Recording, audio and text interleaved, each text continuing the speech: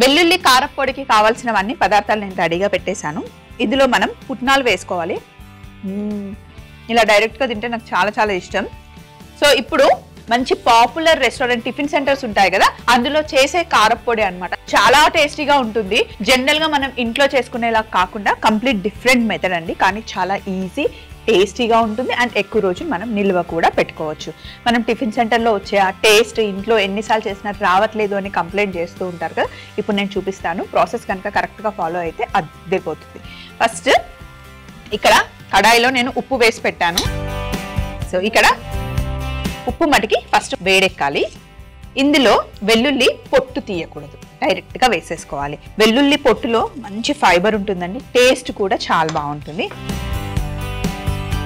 ఇప్పుడు ఒక గుప్పెడు పల్లీలు. ఎన్ని వెల్లుల్లి వేసానంటే 2 గుప్పెళ్ళ వెల్లుల్లి, 1 గుప్పెడు పల్లీలు, 1 గుప్పెడు శనగపప్పు వేసి వీటిని చిన్న మంటలో చక్కగా మెల్లిగా ఇలా ఉప్పులో వేయించుకోవాలి.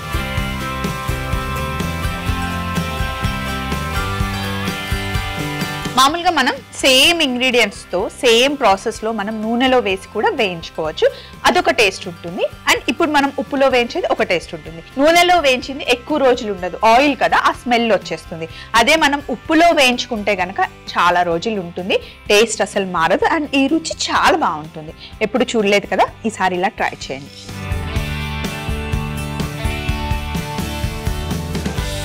ఇలా ఇవి చక్కగా వేగాలండి. మీకు కలర్ చేంజ్ అవుతాయి. తర్వాత ఇలా జాలి సహాయంతో ఉప్పులో నుండి తీసేసుకొని ప్లేట్లో వేసుకుందాం.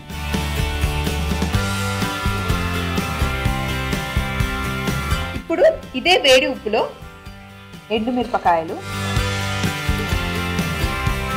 అలాగే కొత్తిమీర, ఒక 5-6 రెబ్బల కరివేపాకు, కొంచెమే పుదీనా, మరీ ఎక్కువ వేస్తే ఆ ఫ్లేవర్ చేంజ్ అయిపోతుంది. సో లైట్గా పుదీనా వేసుకొని ఇవి కూడా ఉప్పులో వేయించుకోవాలి.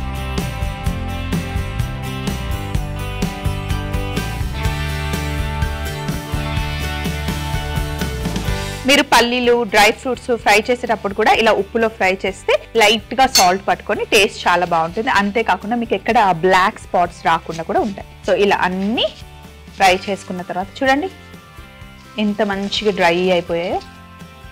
ఇందులో కావాల్సినంత ఉప్పు వచ్చేస్తుంది మనకి, మళ్ళీ మనం ఉప్పు వేసుకోవాల్సిన అవసరం లేదు.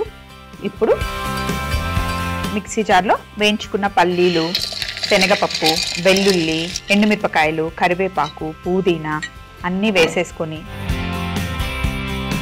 ఒక చిన్న నిమ్మకాయ అంత చింతపండు, 1 టీ స్పూన్ ఆవాలు, అలాగే ఒక 2.5 గుప్పెలు పుట్నాల పప్పు వేసేసుకొని ఇప్పుడు దీన్ని మనం పౌడర్ చేసుకోవాలి. ఇలా పౌడర్ మిక్సీ చేసుకున్న తర్వాత ఏముంది, డబ్బాలో పెట్టుకోవడమే. ఇంకా అసలు మనం ఒక్క చుక్క కూడా ఆయిల్ వేయలేదు కదా, తినేటప్పుడు మీ ఇష్టం. మనం తినేటప్పుడు మీ ఇష్టం, మీకు కావాలి అంటే నెయ్యి అయినా లేదా నువ్వుల నూనె అయినా అలా యాడ్ చేసుకోవచ్చు అన్నమాట. ఇందులో కూడా వేసి ఆహా, ఎంత మంచి గుమగుమ వాసన అదిరిపోయింది. అసలు వేడి వేడి అన్నంలో కూడా చాలా బాగుంటుంది. కొంతమంది డెలివరీ అయిన తర్వాత వాళ్ళకి పుట్నాల పప్పు పెట్టరు.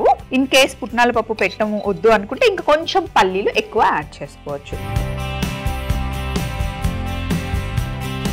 ఎక్కువ పల్లీలు వేస్తే ఆయిల్ వచ్చేస్తుంది కదా పల్లీల నుండి, తొందరగా పాడైపోతుంది. సో కొంచెం కొంచెం చేసుకోండి. ఇప్పుడు ఇక్కడ ఇడ్లీలు ఉన్నాయి ఆల్రెడీ నా దగ్గర రెడీగా. సో ఇడ్లీల పైన ఇలా పొడి చల్లేసుకున్నాం ఫుల్గా. అసలు పచ్చడి కూడా అవసరం లేదండి, జస్ట్ ఈ పొడి ఇలా బాగా చల్లుకొని ఎలా తినాలి నేను చూపిస్తాను చూడండి. ఇప్పుడు మీకు